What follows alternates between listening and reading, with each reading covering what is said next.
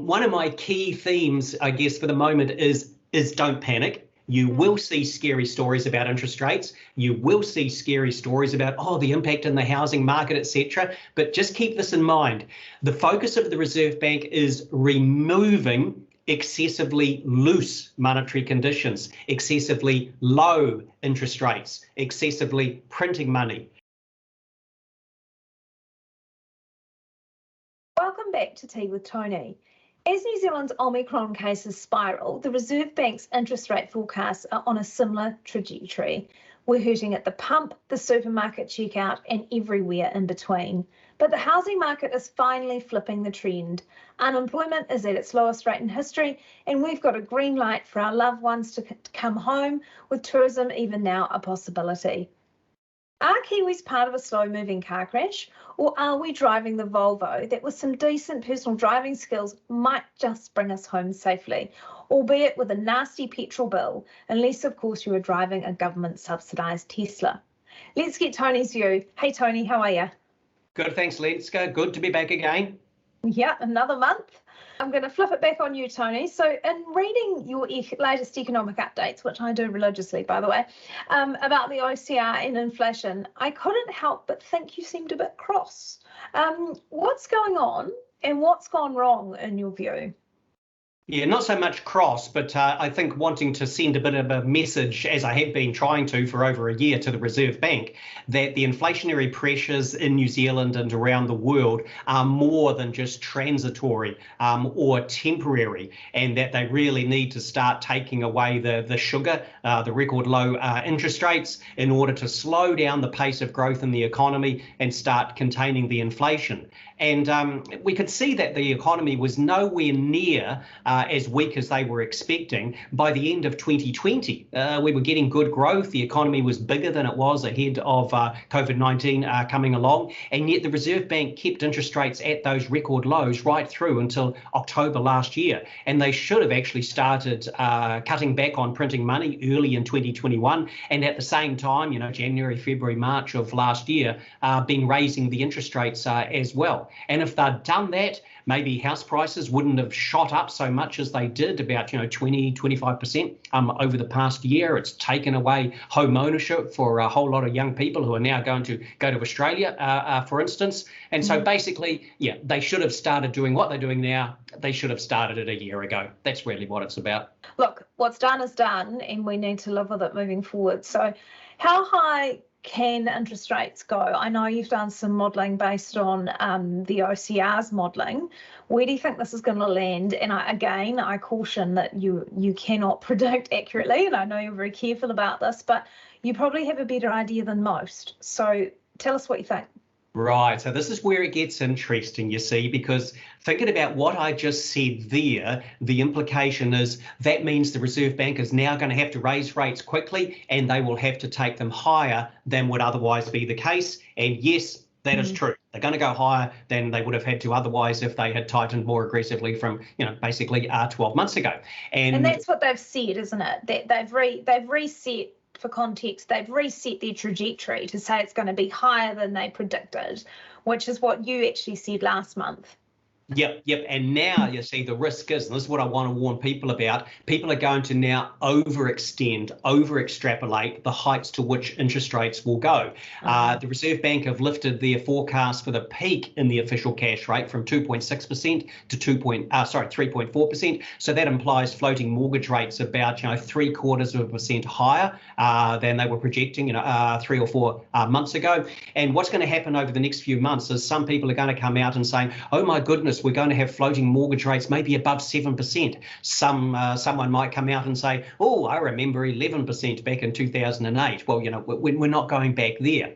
Now, that's why I wrote recently in my weekly Tony's View about what it is the Reserve Bank is actually aiming for and how they aim to achieve it. That they're looking to achieve a slowing in growth in the economy, and they've got two main weapons for doing that. One is increasing the interest rates, what we all focus on. But there's another very useful weapon, and that other weapon is to scare the bejeebers out of people, you and I as consumers and businesses as well. And the more scared we are about, goodness me, how high interest rates might go and the damage they will do, then the more we consumers will pull back on our spending relatively early. And businesses, when they're thinking about increasing their selling prices, will go, yeah, no, we were going to do 10%, let's just do a 5% increase. So the Reserve Bank actually wants scary stories out there, which means the interest rates won't go as high as even I think the Reserve Bank had projected. I said a few months ago that I think the cash rate peak will be 3%.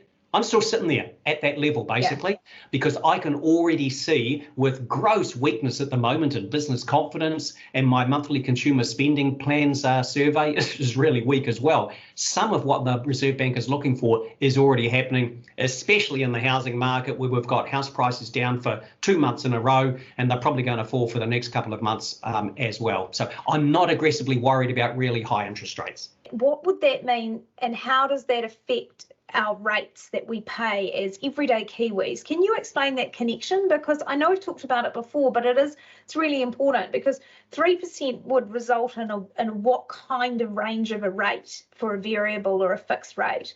Right, okay. First of all, the overnight cash rate, the OCR, the Reserve Bank changes that because it changes over time the cost to banks of borrowing money to lend out, floating rate, 1 year fixed, 2 year fixed, all those interest rates. So the Reserve Bank can influence really strongly floating rates, and as you go out further along the yield curve to 1, 3, 5 years, the influence decreases, but it's still there.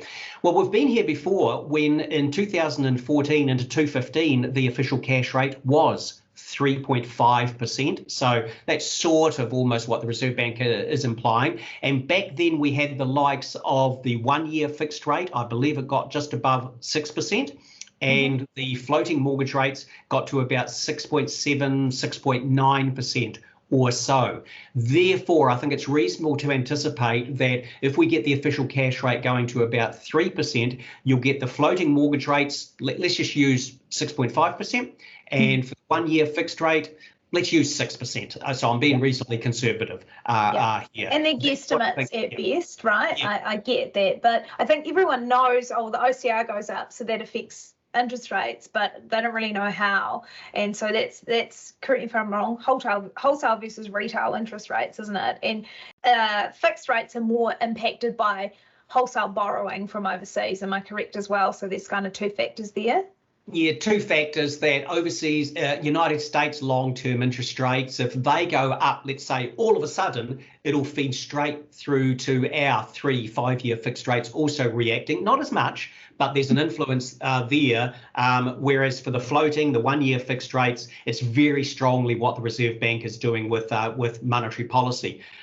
This is going to become quite important as it was in 1998 and 2008, when our central bank will be tightening monetary policy, interest rates are going up. But what if at the same time you've got interest rates easing, the inflation outlook is improving in the United States? You can get the short-term interest rates going above the long-term interest rates, a negatively sloped yield curve, and that's when it's going to get interesting. At some point in the next, let's say 15 months, I'm going to be saying, well, now we've got 1 year fixed rates here. Oh, the 5 year fixed rate is lower. Do not touch the 5 year fixed rate with a barge pole, because as Kiwis, we tend to go for whatever is the cheapest rate.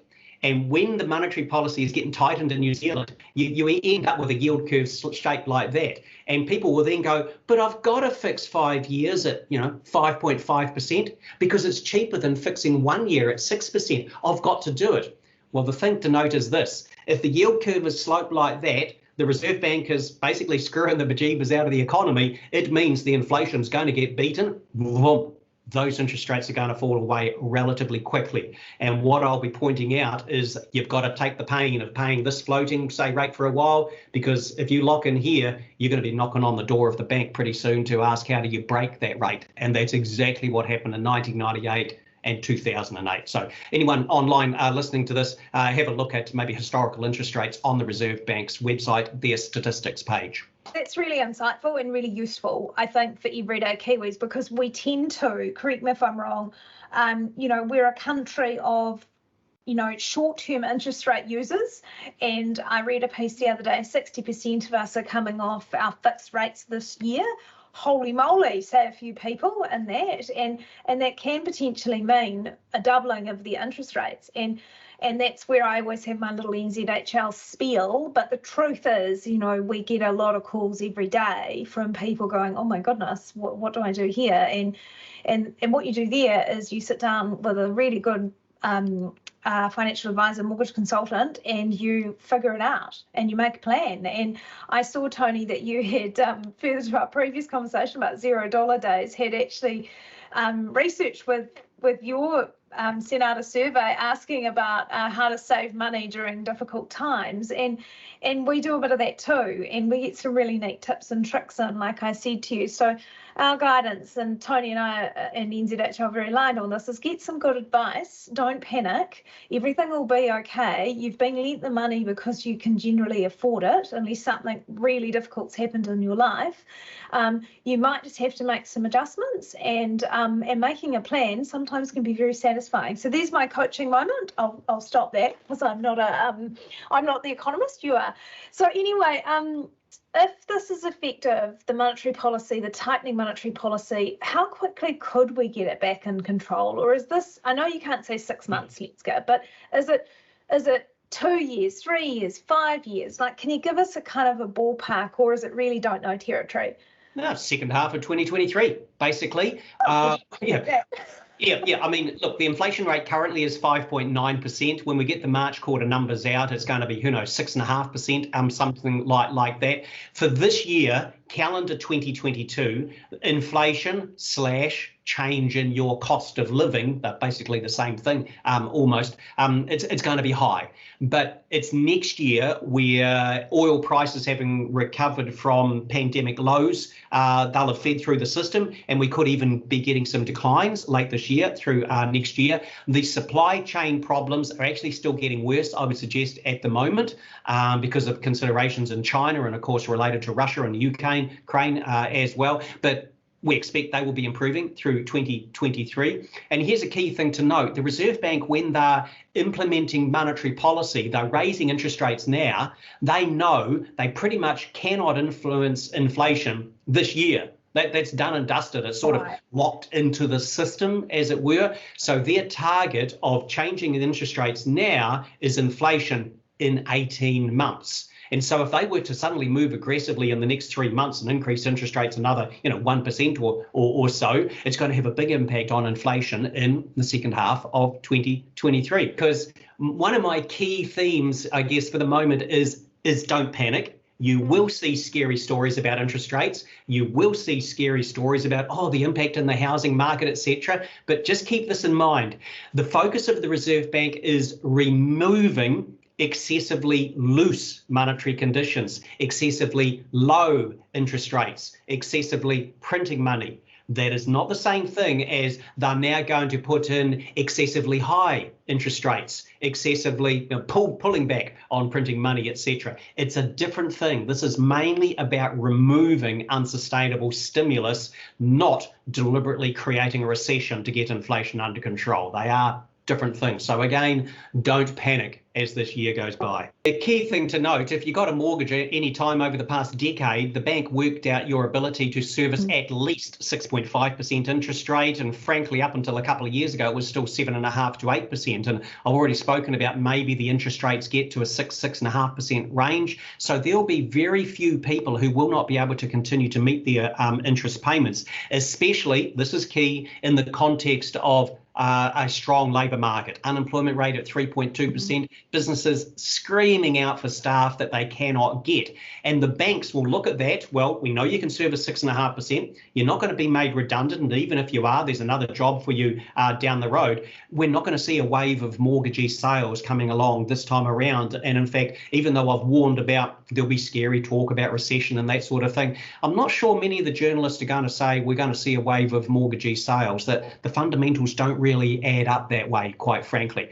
COVID seems to have changed things for the regions. Are we seeing this impossible reversal of urbanisation? There was, and maybe only in key regions, but remote working like I do, is enabling a lot of people to do that. So have you seen any data to support that, and particularly house price data? You seeing any more move into the regions?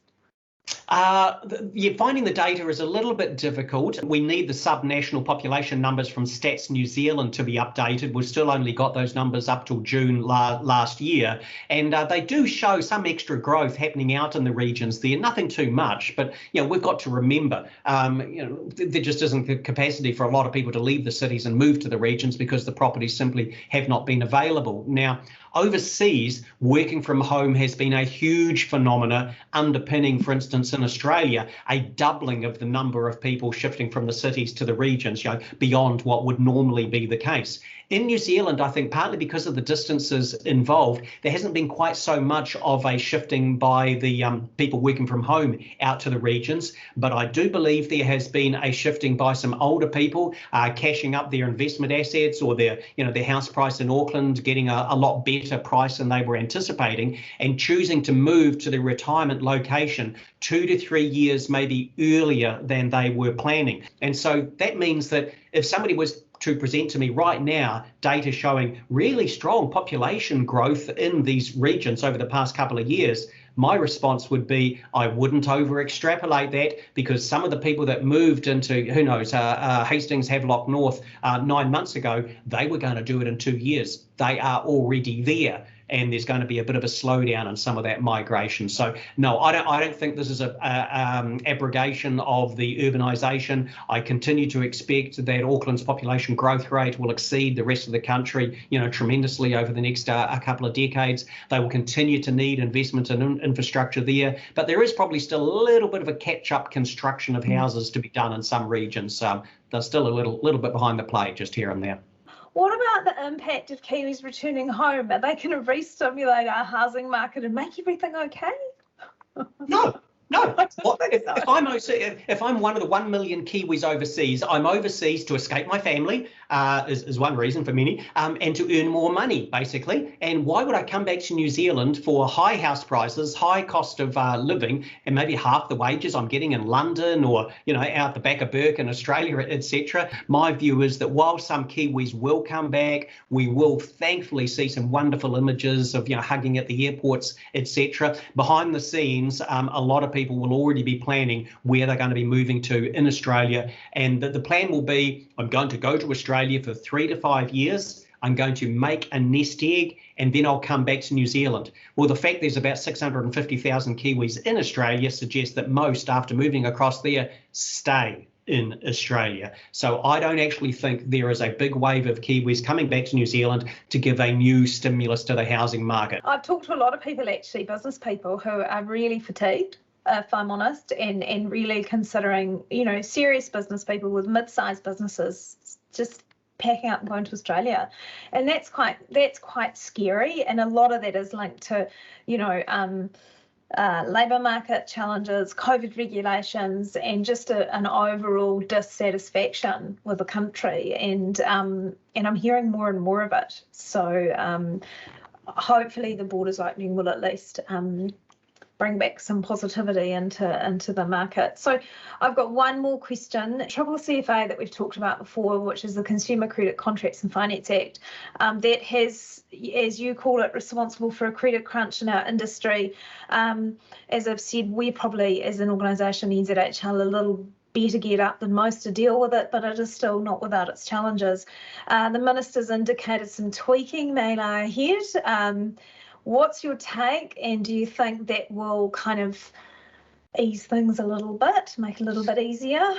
There will be some tweaking, but the Commerce Minister has said that he made a comment. He felt banks were doing some irresponsible lending before December 1 when these changes came into play. I don't really think I'd agree with him necessarily on that. But he's also said, it's actually not the CCCFA changes, it's the LVRs, the fact banks cannot do as much low deposit lending. Now, that is definitely a factor in there, but no, it's the CCCFA. Basically, if they only tweak it a little bit, you're still going to have a lot of people going to have to save up an even bigger deposit than was the case previously. They're going to have to generate extra spare income every month there. And so I think while it will ease up soon in the next few months, it is still going to constrain the overall rate of credit growth in New Zealand and act as, like I say, another slowing factor for the housing market overall. But we'll just have to wait and see as far as your legislation goes, because with this government, predictability of legislative changes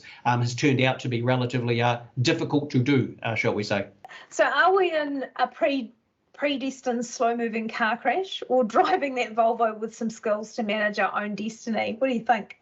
Well, the rule of thumb has always been if you know you're going to crash one day, you buy a Volvo. But yeah, basically the New Zealand economy is well underpinned by very strong demand for our primary products overseas. Fonterra's going to be making a record dairy payout this season. Next season is looking just about as strong. We're looking at people opening up, eating in restaurants, demanding our red meat, etc., and beverages overseas. We're looking at a free trade agreement being signed there with the United Kingdom. Maybe a bit further down the track, there's one there with the European Union as well. We're looking at tourists coming back into the country. We're looking at a lot of stuff having to be built in New Zealand, infrastructure, some commercial buildings to go up. House building still strong this year, but I expect house building will actually be falling away over 2023. And the strong labour market will be a big insulating factor against the extent to which we pull back on some of our spending. So, we've grown 5% in the year to September last year for our economy. Maybe we're looking at about 2.5%, I think, is a reasonable assumption for the next year and the year after that. It's okay. It's not stellar,